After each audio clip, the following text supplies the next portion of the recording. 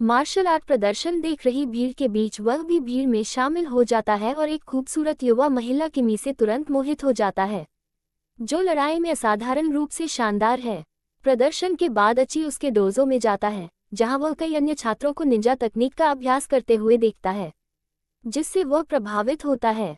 ये सब देखकर वह निंजा ट्राइब्स दिवस पर उनके साथ शामिल होने का भी फैसला करता है। एक लड़ाकू ऑडिशन में भाग लेता है और उसे एक लक्ष्य पर निंजा ब्लेड फेंकने का काम सौंपा जाता है। हालांकि अनुभव की कमी के कारण दुर्घटना हो जाती है, जिससे ब्लेड लगभग किमी को लग जाती है। अपने कार्यों से शर्मिंदा होकर इकी वहां से चला जाता है। जब मास्टर साबू को एक पिकी जूलिया बर्थमार्क दिखाई देता है, उसके पैर के पीछे बाद में साबू कुछ प्राचीन स्क्रॉल देखता है और यह जानकर चौंक जाता है कि यह निशान डांसिंग निंजा की किंवदंती से संबंधित है। घर लौटते समय एक चाबी आर्केड डांसिंग मशीन के पास से गुजरती है, जो उसकी रुचि को आकर्षित करती है। वह इसे आजमाने का फैसला करता है, लेकिन संगीत की धड़कनों के साथ तालमेल बिठाने में संघर्ष करता है। शुरुआती चुनौतियों से इकी खुद को इस गतिविधि के प्रति आकर्षित पाता है और परिणामस्वरूप वह अपना अधिकांश समय आर्केड में बिताना शुरू कर देता है। उनके विदाई समारोह के अलावा और वह निंजा प्रशिक्षण सत्रों में दिखाई देता है, जिसे हर बार मास्टर साबू द्वारा युद्ध कौशल की कमी के कारण अस्वीकार कर दिया जाता है। कुछ साल बीत जाते हैं और डिकी अपने नृत्य चालों में महारत हासिल कर लेता है। आर्केड मशीनों पर समर्पित अभ्यास वह सहजता से विभिन्न नृत्य चालें और सही संयोजन करता है। हालांकि वह अभी भी एक नौसिखिया है जब निंजा अभ्यास की बात आती है। एक दिन इकी कहीं से नृत्य निंजा की एक किंवदंती के बारे में सीखता है और मास्टर सैबू से इसके बारे में पूछता है। जब वह एक मास्टर बनने की अपनी इच्छा व्यक्त करता है, साबू हंसता है, ये बंद कर देता है। वह वर्णन करता है कि नृत्य निंजा बाहर से ठंडे और कठोर होते हैं, लेकिन अंदर से आग की तरह जलते हैं। दमित का एक उबलता हुआ कोर वह नृत्य निंजा की क्षमता की एक झलक दिखाने के लिए अपनी क्षमताओं को प्रज्वलित करता है। मास्टर साबू चावल का एक कटोरा उसकी ओर फेंकने के लिए एक हिप चाल का उपयोग करता है। फिर वह जोर देता है कि इकी कोई संकेत नहीं दिखाता है कि एक नृत्य निंजा क्या कर सकता है, ये जानते हुए कि कुंजी उसकी असली पहचान खो जाने का एहसास है।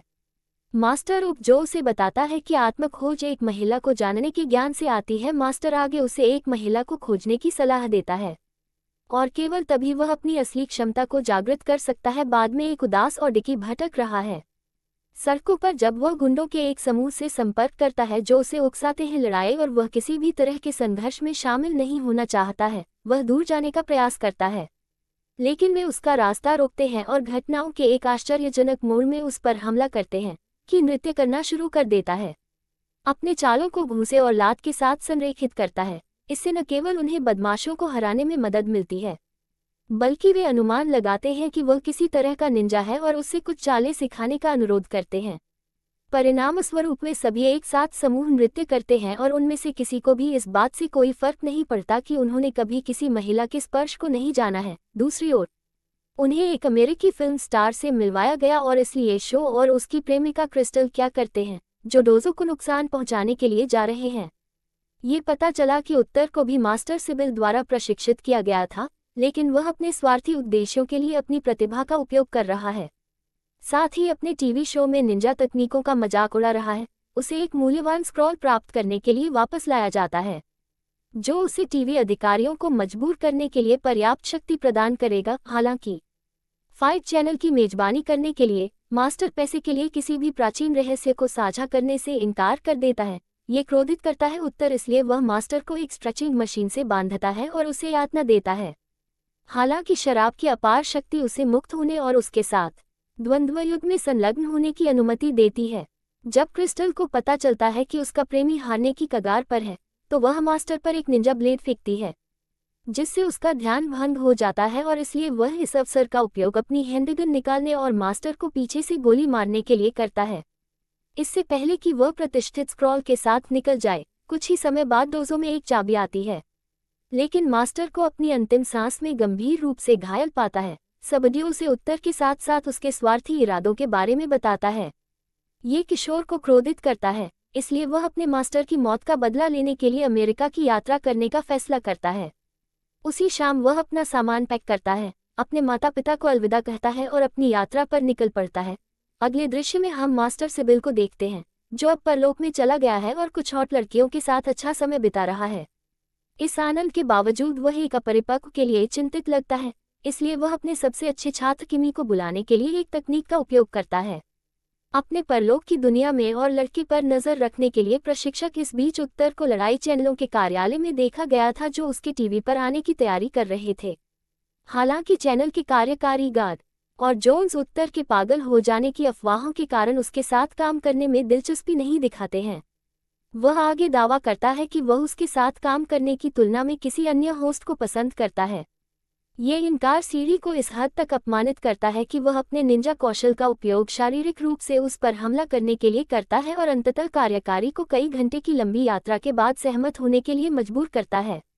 वह अमेरिका पहुंचता है और अपने पिता के एक मित्र मिस्टर पॉल के स्वामित्व वाले होटल में चेक इन करता है। अगले ही दिन से वह अपने बदला लेने की योजना बनाना शुरू कर देता है, क्योंकि वह जिस योजना पर काम करता है उसका पहला भाग लक्ष्य को ट्रैक करना है। वह अंततः उत्तर निवासियों का पता लगाता है और बिना किसी देरी के वहां पहुंच जाता है।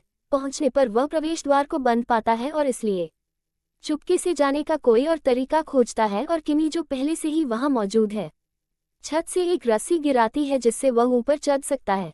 लेकिन जब वह शीर्ष पर पहुंचता है और क्रिस्टल को एक व्यावसायिक पार्टी के लिए निकलते हुए देखता है तो किशोर उन्हें उस स्थान पर ले जाता है जहां प्रवेश द्वार पर एक गार्ड होता है। वह पशु चिकित्सक के पास अपने मिशन पर जोर देते हुए अंदर जाने का अनुरोध करता है। वह मौत में माहिर है, हालांकि गार्ड उसे गंभीरता से नहीं लेता है और उसे दूर धकेलता है और उसे गुस्से में जाने का आदेश देता है। एक कुंजी अपने निंजा चालों का उपयोग करके उनके गार्ड की पैंट उतार देती है, जिससे वह सभी पार्टी में जाने वालों के सामने शर्मिंदा हो जाता है।